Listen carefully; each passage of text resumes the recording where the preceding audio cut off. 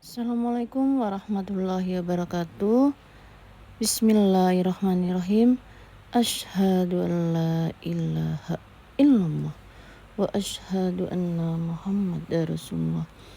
Allahumma sholli ala Sayyidina Muhammad wa ala ali Sayyidina Muhammad. Alhamdulillah, pagi ini Taifah akan memberikan suatu kisah baju lebaran cucu baginda Rasulullah Sallallahu Alaihi Wasallam. Nabi Sallallahu Alaihi Wasallam seharusnya kaya raya. Nabi Sallallahu Alaihi Wasallam berhak atas kumus dari rampasan perang. Tapi bagian kumus itu tak pernah bisa sampai ke rumah beliau. Beliau selalu membagikan kepada prajurit yang berperang, keluarga sahabat yang mati syahid, juga kepada para fakir miskin dan anak-anak yatim. Atas semua itu, sering sekali Rasulullah mendapat protes dari istri beliau. Rasulullah SAW hanya menjawab dengan senyum dan meyakinkan kepada istri beliau bahwa surga itu seluas langit dan bumi, dan di sanalah segala kenikmatan yang paling sempurna yang akan kita peroleh. Kisah ini dilatar belakangi oleh situasi keterpurukan pada rumah tangga Ahlu Bait Rasulullah SAW menjelang Idul Fitri. Beliau memiliki cucu yang beliau sayangi, yaitu Hasan dan Husain.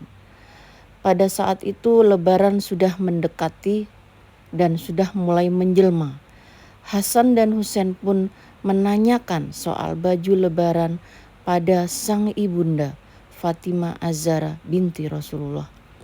Rupanya kedua cucu tercinta Rasulullah SAW itu melihat seluruh anak-anak di Madinah pada heboh soal baju Lebaran. Dan mereka bertanya kepada ibunya, "Wahai ibu, anak-anak di Madinah telah dihiasi dengan pakaian Lebaran, kecuali kami. Mengapa ibu tidak menghiasi kami?" Sayyidina Fatimah Az-Zahra menjawab, "Baju kalian masih di tukang jahit, nak. Malam hari raya tiba, sementara pakaian baru belum juga terlihat, sehingga kedua cucu Rasulullah bertanya kembali kepada ibunya. Sayyidah Fatimah hanya bisa menangis karena tidak memiliki uang untuk membeli baju buat kedua buah hatinya. Dia hanya bisa menangis dan menangis. Tidak lama kemudian, tiba-tiba ada yang mengetuk pintu rumahnya. Sayyidah Fatimah menghampiri serasa bertanya, "Siapa?" "Wahai putri Rasulullah, saya adalah tukang jahit. Saya datang membawa hadiah pakaian untuk kedua putramu." Masya Allah.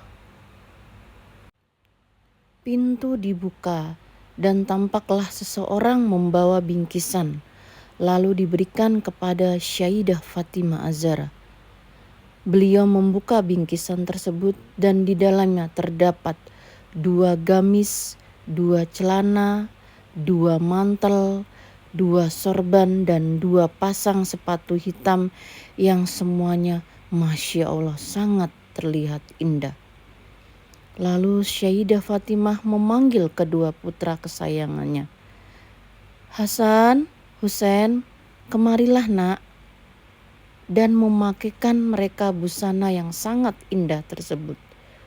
Kemudian Rasulullah SAW datang dan melihat kedua cucunya sudah rapi mengenakan pakaian baru yang sangat indah dan sepatu yang sangat indah.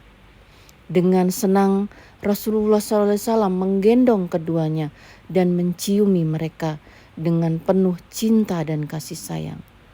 Lalu Rasulullah SAW bertanya kepada putri tercintanya, "Wahai putriku, Sayyidah Fatimah Az-Zahra, apakah engkau melihat sang tukang jahit tersebut?"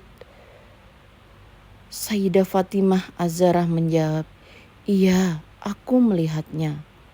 Lalu Rasulullah SAW menjelaskan, "Duhai putriku, dia bukanlah tukang jahit, melainkan malaikat Ridwan, sang penjaga surga. Janganlah engkau bersedih, karena para penghuni langit, bumi akan bahagia jika melihat dan merasakan, mendengar kedua cucu Rasulullah berbahagia, dan para penghuni langit dan bumi serta alam raya akan sangat bersedih jika melihat cucuku bersedih." Masya Allah teman-teman, dari kisah ini kita bisa melihat ya, bahwa Allah akan mencukupkan seluruh kebutuhan dari cucu Rasulullah. Bahwa Allah yang akan mengirim kebahagiaan di saat kebahagiaan dunia tidak ada, maka langit yang turun tangan. Masya Allah teman-teman. Dari sini kita akan mengambil iktibar betapa mulianya para zuriat Rasulullah. Dan yakinlah ketika kita doa, ikhtiar, tawakal ala Allah dan berpasrah pada Allah, Allah pasti akan membantu kita di saat yang tepat dan di waktu yang tepat. Dan pertolongannya begitu sangat indah, sangat membahagiakan, dan tidak dapat terukir oleh apapun. Masya Allah, kita bersyukur ya teman-teman, kita masih diberi kenikmatan iman, Islam, dan kita masih diberikan suatu kenikmatan untuk menjalankan kehidupan menjadi pribadi mukmin, pribadi muslimah yang cantik soleha. Barakallah. Wassalamualaikum warahmatullahi wabarakatuh.